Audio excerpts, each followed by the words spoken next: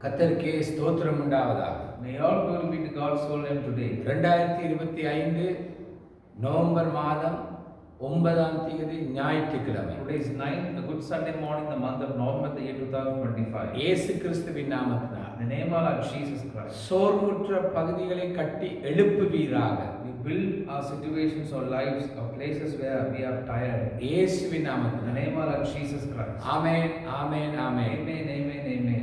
என்னுடைய பிரசங்க தலைப்பானது The topic of my message today is, எலியா சோர்ந்து போனதினால்.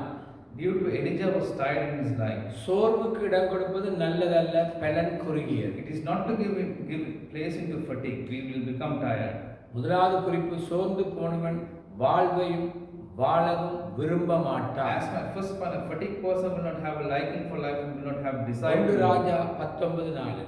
1 Kings of 19 verse 4. அவன் வனாந்திரத்தில் ஒரு நாள் பிரயாணம் போய் ஒரு சூரை செடியின் கீழ் உட்கார்ந்து தான் சாக வேண்டும் என்று கோரி, போதும் கர்த்தாவே, என் ஆத்துமாவை எடுத்துக்கொள்ளும், நான் என் பிதாக்களை பார்க்கலும் நல்லவன் அல்ல என்று சொல்லி. While he himself on a day's journey to the wilderness, he came to a broom bush, sat down on it and prayed that he might die.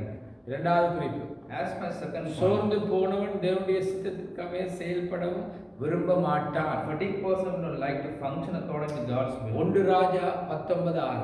The book of 1 Kings of 19 verse 6. அவன் விழித்து பார்க்கிற போது இதோ தழலில் சுடப்பட்ட அடையும் ஒரு பாத்திரத்தில் தண்ணீரும் அவன் தலைமாட்டில் இருந்தது. அப்பொழுது அவன் புசித்து குடித்து திரும்பவும் படுத்துக் கொண்டான். He looked around and there by his head was some bread baked over hot coals and a jar of water. He ate and drank and then lay down again. இதுதான் தற்போதைய நிலைமைகள். This is the situation, present situation now. மூன்றாவது குறிப்பு, As my third point, சோர்ந்து போனவன் நம்பிக்கை இழந்தவனாகவும் தோல்வி மனப்பான்மையோடு ஓய்வு எடுக்கவே a விரும்புகிறான். fatigue person will have lost all his hopes.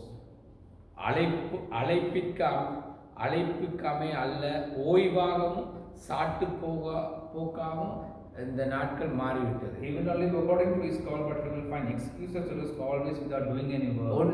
உன் நிலையை கண்டுகொள். Become aware of your own situation. தேவனிடத்தில் சத்துவத்தை பெற்றுக்கொள். Receive the power from God. சோர்ந்து போனவனை தேவன் பிரகாசிக்க பண்ணுவார். God will make you shine when you are tired. இயேசுவின் In the நாமத்தினால். name of Jesus சோர்ந்து Christ. போயிருக்கிற தலைவர்கள், ஊழியர்கள், மந்தைகளுக்கு இது மருந்தாக இருக்கட்டும். Let it be a medicine for all the Christian leaders, ministers and the flock who are tired. அவர்கள் தங்களை கண்டு கொண்டு Let them realize themselves. தேவனிடத்தில் சத்துவத்தை பெற்று Let us receive power from God. தேவன் பிரகாசிக்க செய்வதை காண கிருபை And செய்யும். let them see when God makes உம்முடைய them நாமம் shine. மகிமைப்படுவதாக. Let them glorify you. இயேசுவின் In the நாமத்தில். name of Lord Jesus Christ. Amen, amen, amen. Amen, amen, amen. கர்த்தர் தாமே உங்களை ஆசீர்வதிப்பார். May God bless you abundantly.